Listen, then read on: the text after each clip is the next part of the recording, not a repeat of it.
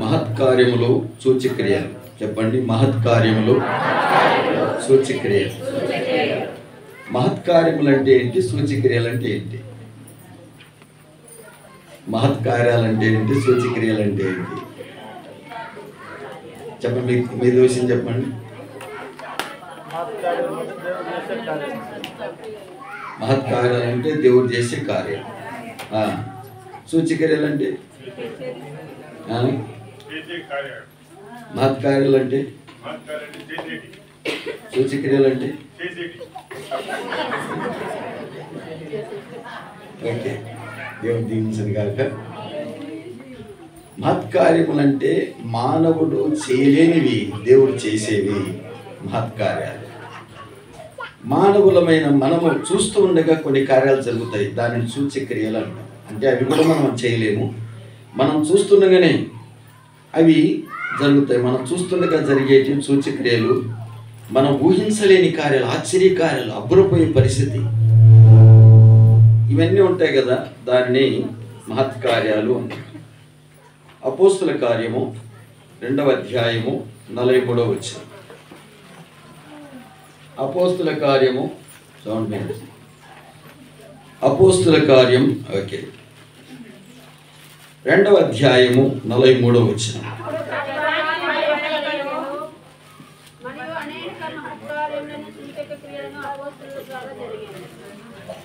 అందరు చదవండి ఇప్పుడు.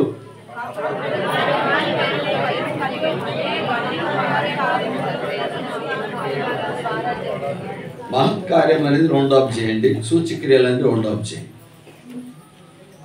మహత్కార్యములు సూచక్రియలను జరిగను అనే విషయాన్ని చూస్తున్నాం. ఇప్పుడు 2 ఉదాహరణలు చూస్తాం. సూచక్రియలు ఒకటి, ఆ మహత్కార్యాలు ఒకటి, 2 చూద్దాం. పాత నిబంధన గ్రంథములో రాజుల గ్రంథం 2వ రాజుల గ్రంథం 6వ అధ్యాయం. రాజుల 2వ గ్రంథం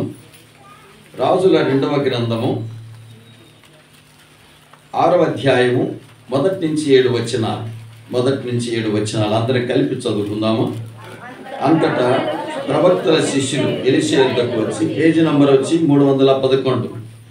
పాత నిబంధన గ్రంథం 311వ పేజీ, 6వ అధ్యాయము 1 నుంచి 7 వచనాలు. అందరం గట్టిగా, నేను ఒక్కదాని లేకపోతే నేను ఒక్కరిని చదువుతున్నట్టుగా నాతో పాటు కలిసి చదువుదాం, ఓకేనా? అంతటా ప్రవక్తల శిష్యులు ఎలీషా యొద్దకు వచ్చి, ఇదిగో నీ యొక్క మాకున్న స్థలం ఎక్కువగా ఉన్నది, అంటే మేము యోర్దాను దిగిపోయి తలకుమరా చెట్టుని తెచ్చుకొని మరొక చోట నివాసం కట్టుకుందామని మనవి చేయగా అతను వెలుగులని ప్రత్యుత్తరం ఇచ్చాడు.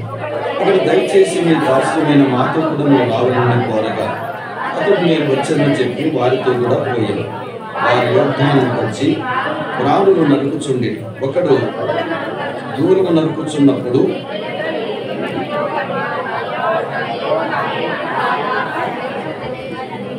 మొరుపెట్టిన గనుక ఆ దైవజనుడు అది ఎక్కడ పడినని అడిగాడు.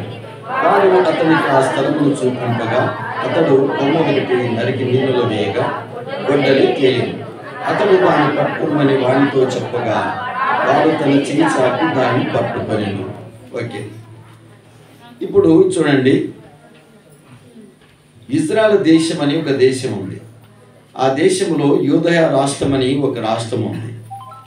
అక్కడ ఒక నది పారుతూ ఉంటుంది. ఆ నది పేరు యోర్దాను నది.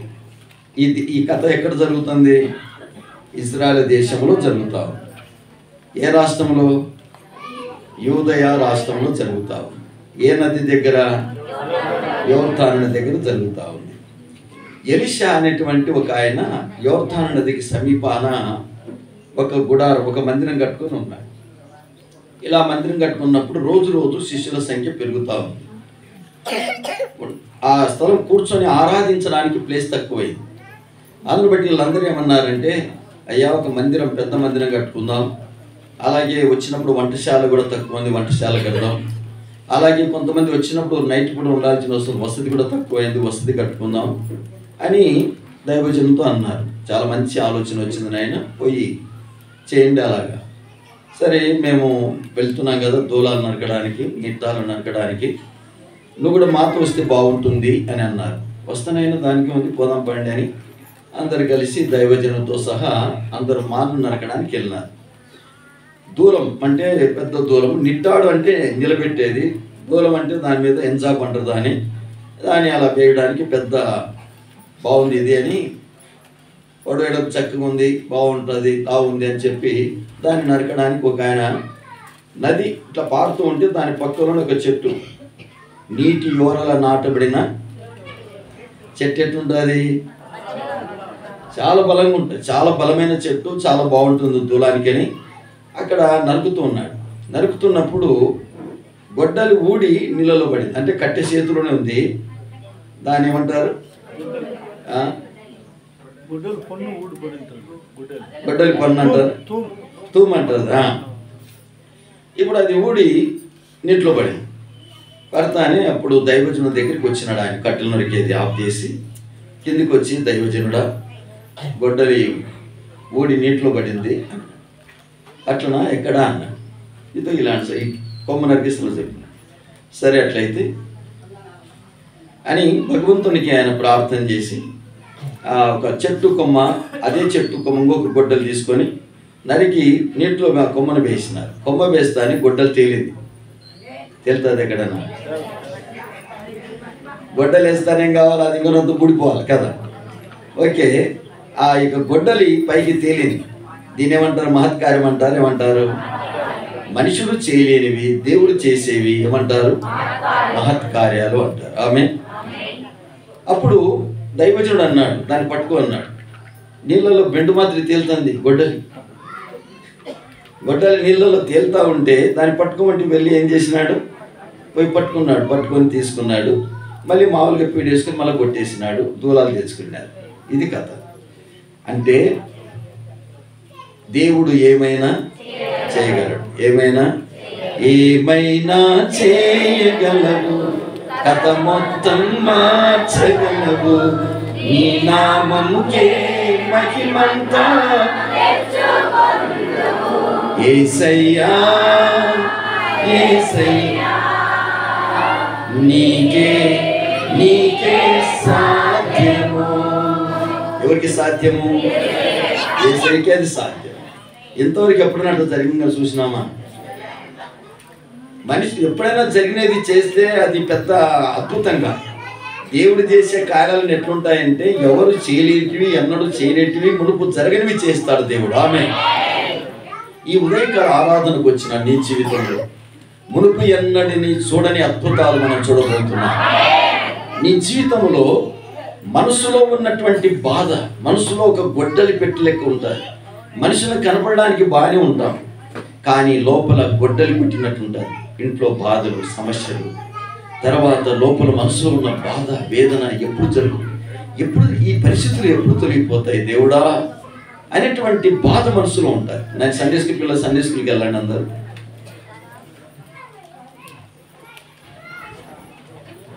ఈ మనసులో ఉన్నటువంటి బాధ చాలా ఎక్కువగా వేదనగా ఉంటుంది.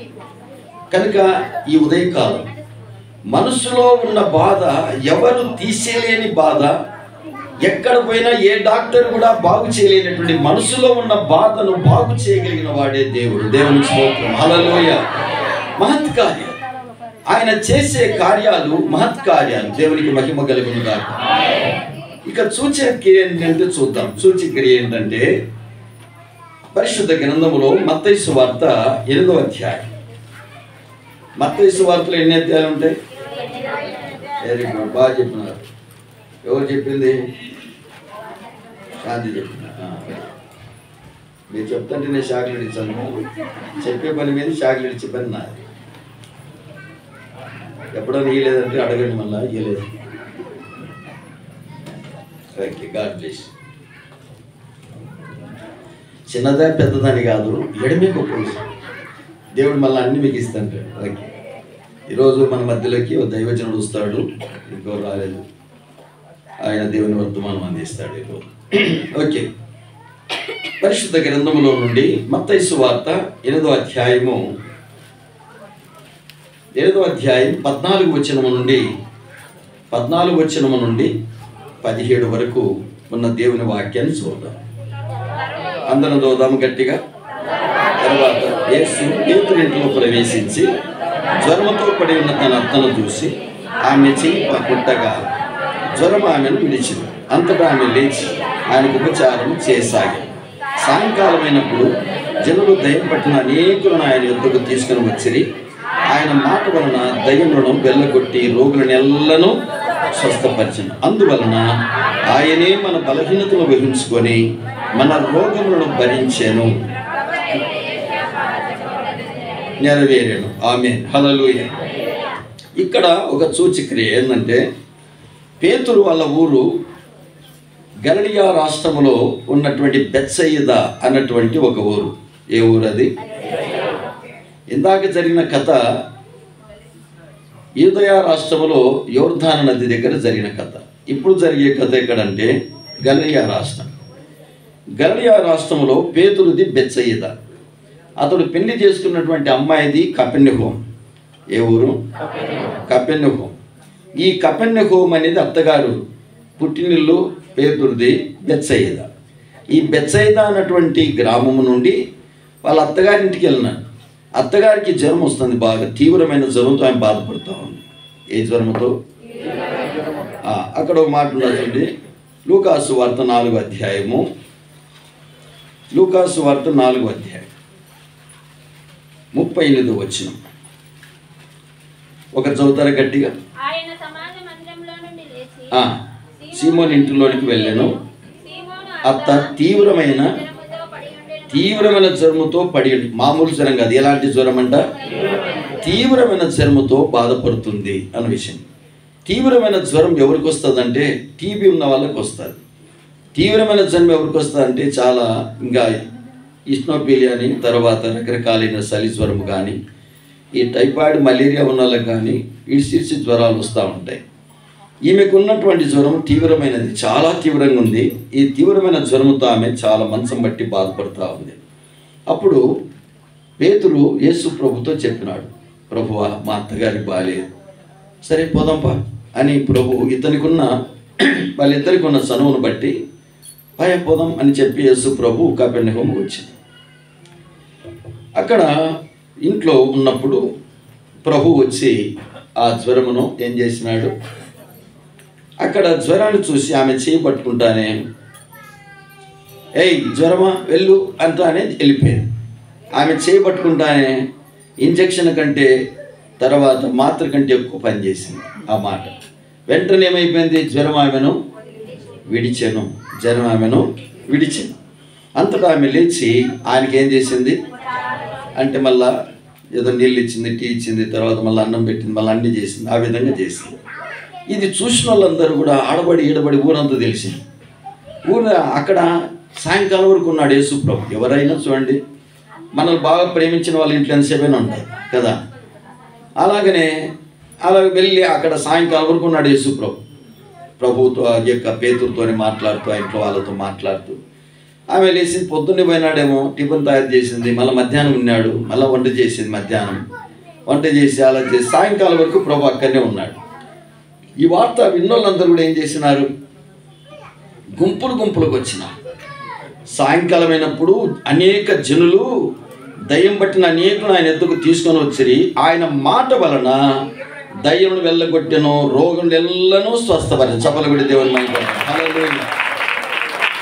దేవునికే మహిమ కలుగును గాక. హల్లెలూయా. ఇక్కడ మనం గమనించినట్లయితే రోగాలన్నీ కూడా తీసేసింది. మాట మాత్రమతోనే దయ్యాలు కూడా వెళ్ళిపోయినాయి. కనుక ఇక్కడున్న నీవు నేను మనమందరం దీని సూచన క్రియ. అంటే శరీరానికి ఉన్నటువంటి రోగాలను దయ్యాలను వెళ్ళగొట్టడం అనేది సూచక్రియ. ప్రభు ఇక్కడ మాట మాత్రమతో ఏం చేసినాడు, సూచక్రియలు చేసినాడు. పాపను అట్ట ముడతానే ఆమె బాగుపడింది. కనుక మన దేవుడు మహత్కార్యాలు సూచక్రియలు చేసేవాడు. అనగా శరీరమునకున్న రోగాలు పోగొడతాడు, మనసులో ఉన్న బాధను కూడా పోగొట్టేవాడు దేవుడు. ఆమేన్. ఈ లోక డాక్టర్లు ఏం చేస్తారంటే మాత్ర ఇచ్చి తర్వాత సూది ఇంజెక్షన్ ఇచ్చి శరీరంలో ఉన్నటువంటి రోగాన్ని పోగొట్టగలరు, కానీ మనసులో ఉన్న బాధను పోగొట్టగలరా? కనుక మనసులో ఉన్న బాధను, శరీరంలో ఉన్న బాధను, మానసికమైన వేదనను తొలగించగలిగిన వాడే మన దేవుడు. దేవుని స్తోత్రం. హల్లెలూయా. భూమి మీద ఉన్నంత వరకు శరీరానికి సంబంధించిన విషయాలు కానీ మనసుకు సంబంధించిన విషయాలు కానీ బాగు చేసి ఆ తర్వాత ఈ లోకమును విడిచిన తర్వాత మన ఆత్మను పరలోక రాజ్యంలో చేర్చగలిగిన దేవుడే ప్రభువైన యేసుక్రీస్తు. ఆమేన్. ఇహమందుని అవసరాలు తీరుస్తాడు, మనసులో ఉన్న బాధను పోగొట్టి గొప్ప నెమ్మదినిస్తాడు. అంత మాత్రమే కాదు, ఎప్పుడు ఈ లోకం విడిచిన క్రైస్తవుని నిరీక్షణ ఏంటంటే నా ప్రభువు దగ్గరికి నేను ఎప్పుడైనా వెళ్తాను, కళ్ళు మూసుకొని వెళ్తాను అని నిశ్చింత కలిగి ఉంటాడు. ఈ లోకములో ఎన్ని బాధలున్నా ఈ బాధలు శరీరం ఉన్నంత వరకే కదా. ఈ శరీరం విడిస్తే ఏం చేస్తాయి నన్నువి అని ఎవరు అన్నారంట. మళ్ళా కరోనా రాబోతుంది అన్నాడు. వస్తుంది అమ్మా మళ్ళీ చూద్దాం ఏమ్మా అంటాను. క్రైస్తవురాలు వస్తుంది రాని లేవని అని రాని లేని అని. ఏం నీకు భయం లేదా? ఏం భయం? ఈ లోకంలో ఉంటే ప్రభువుని స్తుతిస్తా, బ్రతికితే క్రీస్తే, సావైతే ప్రభు దగ్గర ఆనందంగా వెళ్తాయి. పాపలోకంలో మనిషి భయపడాల్సిన అవసరమే లేదా. ఇది క్రైస్తవ నిరీక్షణ. ఆమేన్. ఈ లోకంలో శరీరం బాధలు పోగొట్టే దేవుడు నాకున్నాడని మనం మొరపెట్టి బాధలు పోగొట్టుకుంటాం.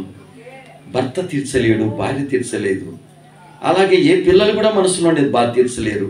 ఈ లోకంలో ఎవరికీ సాధ్యం కాదు మనసులో ఉన్న బాధను, గొడ్డల్లాంటి సమస్యలు. అయితే అది ప్రభుకే సాధ్యం. ఆమేన్. ప్రభుకే సాధ్యం. పచ్చి కొమ్మైన ఆ కొమ్మను నరికి నీటిలో వేసినప్పుడు ఆ గుడ్డలి పైకి తేలినట్టుగా పచ్చి కొమ్మ లాంటి యేసుక్రీస్తు నీలోకి వస్తే ఎన్ని గుడ్డల్లాంటి సమస్యలైనా పైకి వెళ్ళిపోతాయి. దేవునికి స్తోత్రం. హల్లెలూయా. ఆ మహాదేవుడు సూచక్రియలు నీ పట్ల ఇంతవరకు చేసినాడు, ఇక ఆగిపోయినని కాదు, ఈ రోజు కూడా నీ పట్ల చేయగలడు. ఆమేన్. ఇంతవరకు నువ్వు రక్షణ పొందడమే ఒక మహత్కార్యం. లోకములో అన్యుల నుండి ధనులమైన పొట్టు లాంటి మన బ్రతుకులు చెట్టుగా మార్చబన్నాయి. పాపులం పరిశుద్ధులమైన, బలహీనలు బలపరచబన్నా, నిత్య నాశనానికి వెళ్ళిపోతామో ఎక్కడ పోతామో తెలియని మన పరిస్థితి ఈరోజు గొప్ప నిరీక్షణ కలిగిన వారమై తెలియబడిన వారంగా ఉన్నాం. ఇక్కడ కన్ను మూస్తే నా ప్రభుతో ఉంటానని. ఏ బాధ వచ్చినా నా ప్రభు తీరుస్తాడు. శరీరంలో ఉన్న బాధను, మనసులో ఉన్నటువంటి బాధను తీసి నెమ్మదించి ఈ లోకంలో ఉన్నంత వరకు నన్ను సంరక్షించి కాపాడి నన్ను పరలోకాన్ని తీసుకెళ్తాడు. ఇక్కడ ఉన్న నా పిల్లలకు 1000 తరాల వరకు దేవుడు తోడుగా ఉంటాడు. ఆమేన్. ఈ నిరీక్షణతో మన ముందుకు సాగి ఆ దేవుని ఆరాధన చేస్తాం. దేవుడు తన మాటలు దీవించును గాక. అందరము కూడా దేవుని సమ చేతులు ఎత్తి చెప్దాం గట్టిగా గట్టిగా చెప్పలేదు. దేవుని